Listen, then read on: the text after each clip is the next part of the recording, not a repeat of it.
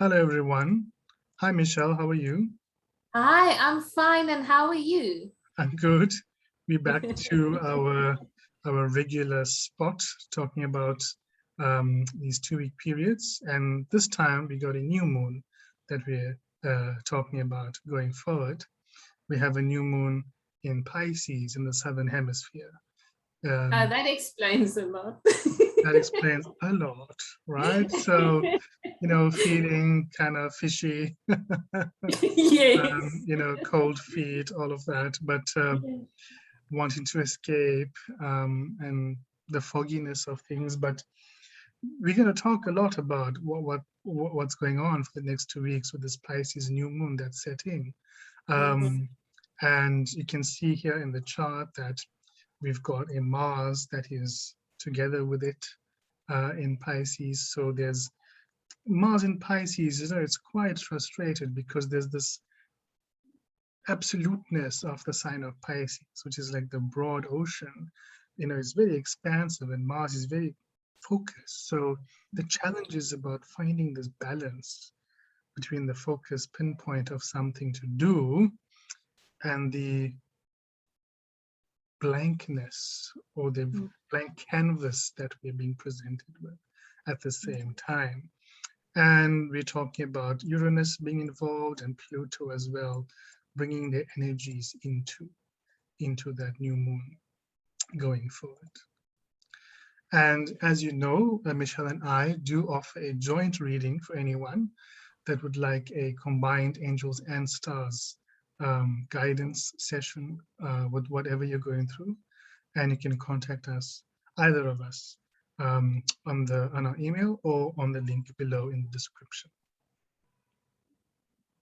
So let's get into it.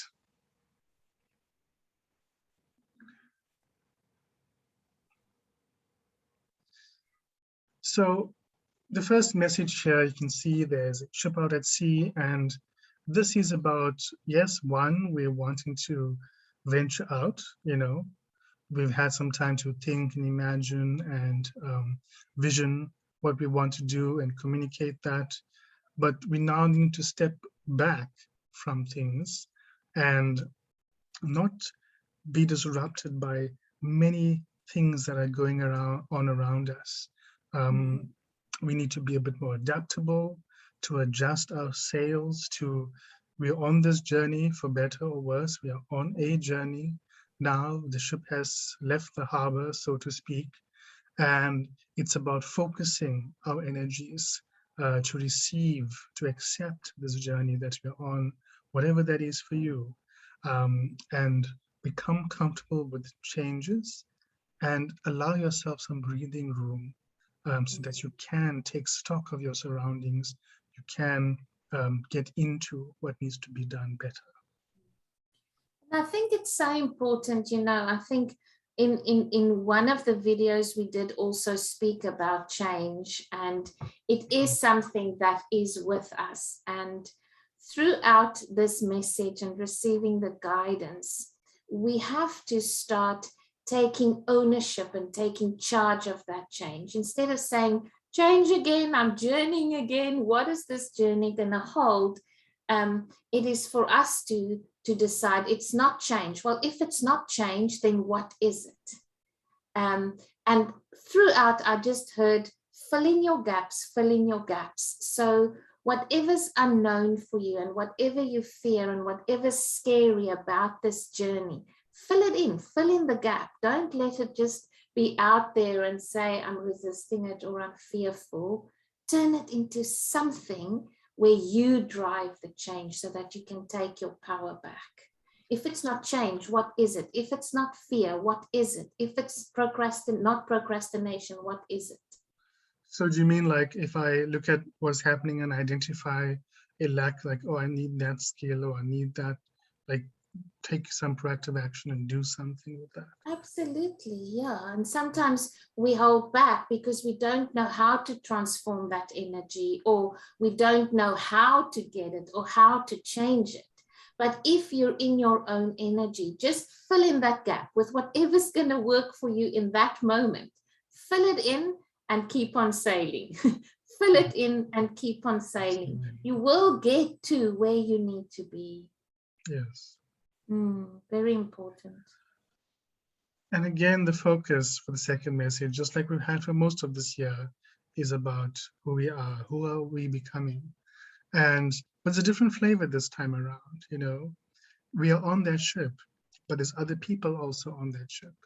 And we're now realizing that. That's being shown to us, maybe in not so countable ways sometimes, but hey, there's other people along for the ride. And so we all need to believe that the universe is going to give us the time, is going to give us the attention, is going to give us the space to exist, to collaborate with other people, to grow with other people, because they're basically saying, hey, y'all are on the boat together, figure it out, get to know each other. I've got to take care of this and of that. You know, it's like the mother's leaving you in the preschool for the first time, and you have to now get on with the people there. It's new, it's change, it's different. But that's the way to grow, and it's so necessary to leave the wings of the mother at some point, to actualize yourself in your way. So it's an opportunity from that point of view, even if it doesn't feel like it. So be a bit more proactive in listening to people rather than being in this frustrated competition sort of mode, and with yourself, and be a bit more sure of yourself and in what you're trying to achieve. You can do it, but you also have to let others do their thing as well. And I think that's important. A golden thread throughout this message is looking at your worth and self-worth. And you have to get to the point where you say, yes, I'm in that preschool now and I'm okay. I'm good enough to be here. I am able, I am confident. No one is going to do better than me, or I don't have to compare myself. And if you feel that within you, then you will naturally, you will seek out the same in others. And then you're going to work with the light in yourself and in others rather than against it. And I think that is where judgment comes from, because, you know, we fear inadequacy, we fear not being good enough, we fear being rejected. And this leads to judgment. And if we can practice that divine understanding of ourselves and of others, it will help us to collaborate with others and play very nicely in the sandpit of life. It's time to play nice. We all feel injured. Yes. You know, we all feel scared of the journey ahead, but let's venture out together. Yes, yeah. And it's one of those times in the year where you got to look at your budget, you've got to look at your pantry, you've got to look at the things, because we've been talking about providence. We expect so much from providence, but we also have to look at how we're taking care of what we have. That's also controlling the dynamic of providence coming towards us. So, or at least being able to receive it properly. So, you know, take stock of your self-worth, like Michelle spoke about. That's also something that is that you're storing, you know, that you're taking account of. And Michelle has wonderful works and projects on the different currencies, which I'm sure she'll tell you about soon. But self-worth is an important one there that, you know, we identified in the beginning. So there's time to be orderly and organized, but don't escape into that. Don't escape into that frantic perfectionism, organized thing, because those expectations and those standards of performance that you set for yourself are also limiting you. They're just keeping you in a past comfortable zone.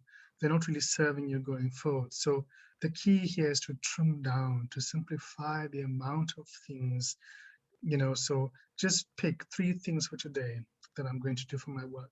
1 thing I'm going to do for myself, and 1 thing I'm going to do for another person or with someone else. And just do that and leave the rest of the day and let it be. That becomes more sustainable in the long run than having 20 things to do every day. So trim down, be selective, cut down on the spending, be mindful of your spending habits and your eating habits and things, the consuming habits, and pay attention to those very precious things that you have around you that are linked to your self-worth. I love this image. It says so much really about what is going on. But I love to compare it to what I call the love balance sheet or your love bank. We take great care to make sure that our finances in and out balance, that the money going out and the money going in, and that there's in the savings account and all of that. But the same goes for our life. And we have to ask ourselves, and specifically when you see 2 or 3 things a day, what currency are you working with in this day? And do it in your love bank, in the love balance sheet. Kindness, have you got enough or are you giving too much out? Love, have you got enough? Is it in balance or do you feel depleted because the balance between the giving and the receiving is wrong? It's not in balance. What is the currency? You can work with kindness. You can work with time. You can work with, I always say, the biggest cash flow in our lives is volunteering, where we reach out to our fellow human being and we give of our time. That brings abundance. So, when you choose your 2 or 3 things, make sure that they're abundant and that they're in balance. And tomorrow you choose another 2 or 3 things to restore the balance. That will also take your focus away from lack. And when your focus is away from lack, then you'll also feel more motivated and encouraged to do the work. Right. We may not be in control of everything that's happening, but we can be in control or choose these 2 or 3 things every day that can add and remind us about or strengthen the self-worthiness of our life and the meaning. And that's, makes a huge difference, I think. Absolutely. Yeah. And I think taking the pressure off ourselves to do everything at once and be perfect in everything we do, that's the expectations you spoke of. Of course, yes. Yeah. It's very limiting in this time period, actually. Yeah. You're meant to be letting go of those expectations to make space for new expectations and new directives that you're going to be meeting on your journey as you go forward. So let the new come in. Absolutely. Let the new come in. Yes, so in the recap, I think from a guidance perspective, it's so important to drive your change. Let us move away from change is so difficult and I'm tired of change and I don't want to hear it. And here I'm traveling again. What's the world going to give me now? And drive your change. Even if you do one thing or even if you rephrase it or you bring in an affirmation, but drive your change one step at a time. That's where your empowerment lies. That's how you're going to navigate this ship. Yes, or at least play your part. Yes, absolutely. Yeah. And then this was, as I was preparing for this message, was a golden thread throughout. We've got to start, and it goes hand in hand with our empowerment, filling your gaps. If I say I'm going to replace self-guilt with self-worth, I replace self-guilt with self-worth. What else is in that gap? I replace fear with self-worth. I replace shame with self-worth. I replace lack with abundance. So whatever's not working for you or wherever you feel out of balance or tired or scared, take that and fill in the gap. And you decide what you fill it in with. And it was so relevant in preparation because I didn't even know what the gap was in the guidance almost. And then you have to ask yourself, higher self, what do I need here and what can I fill it with? And you have to believe that you are wise and capable and empowered enough to know what you need going forward. You know what you need. You just have to tap into that. Yes. Very important. And value your currency. you know, as much as this is about spending and saving and currency matters, just remember that currency is also an energy. Value what you bring, value what you give, value what you receive. And if you do it like you suggested, Nāthan, 1 or 2 or 3 things a day, you'll place value on it. Remember, love is a currency. Everything you give and receive through word, through thought, through action is currency, and value that as such. Very important for this time. Yes. So before you set out on a phone call, before you set out on a meeting, before you click that send button on email, take some time to just intentionalize this, the value of what you're doing.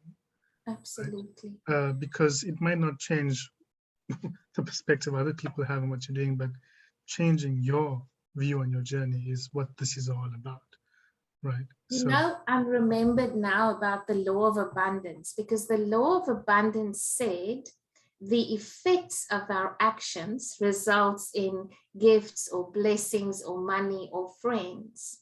And what's important to note about that is the energy within which we give is the energy within which it returns to us. And that's important. So if you make that consideration before a phone call, or before you send a mail, or before you serve or do a task, the energy within which you give, that will return to you. So what we give return to us in the same energy that it has been given. And that's very important. Value in, value out. And if you can work with that, it will really drive you forward.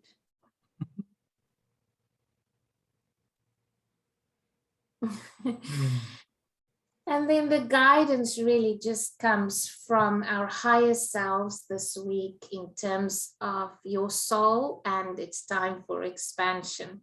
You know, you have to ask yourself, are you keeping up with your life and what you want to create? Or are you holding yourself back with what ifs, but this, but that? And sometimes we limit ourselves through what we believe or what we doubt. But it's truly time to stop that and to fill in the gaps and to realize that everything you say and everything you do becomes true for you. And wherever it feels uncomfortable in this next period, drive it, change it, fill in the gaps, because remember, you're expanding, you're creating. Always tell people, like, you know, when you feel most constrained in things in your life happening, just take a soul perspective on what you're doing. Because the soul always knows why, even though the mind doesn't understand. And if you just tap into that beyond the level of the mind, you will find the strength to persevere. You'll find the meaning in what you're doing, because you'll be guided naturally by your soul. And so just in terms of the expansionist theme, just tap into that more regularly than you otherwise normally would. And I think the affirmation for the next 2 weeks will help us. Before you just go into that default mode of doing things like you've always done and believing what you always believe, just slow down. And when I saw this affirmation, it was like a cinema light, like just flashing, slow down, slow down. And then once you slow down, just consider what matters most here now. Not what I've always believed, what I've always done, where I've always sailed to. What matters most here, and pay attention to the things that matters most. Very important for us to expand and navigate this. Yeah, I mean, slow down is a big thing this time, because, you know, doing things in a rushed manner, in a hurried manner, speaking in a rushed manner, doing things in a rushed manner, just slow down, walk slowly, move slowly, a bit more slower, you know, speak a bit more slower, write a bit more slower. Slowing down does, you know, breathing a bit more slower really helps the mind to become calm and receptive. But slowing down means so much, actually. It means so much when everything else around you wants you to be running. So just that will also help you keep the focus on your journey as well. And that's also where you can receive from your higher self to fill in your gaps. What do I need here? I don't know what to replace it with. This is what I've always believed. Slow down. What matters most here? You'll find the answers as you go. I'm just seeing the compass now, you know, that's it. Yes. that's the compass. That's what you need. Yes. You're on expansion journey. You're not on a Absolutely. limitation journey. So just keep that focus.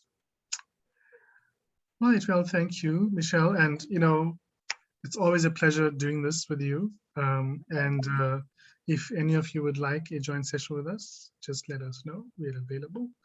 And otherwise, we wish you all the best for the 2 weeks ahead. And I will speak to you again at the full moon. All the best and lots of love. Thank you so much.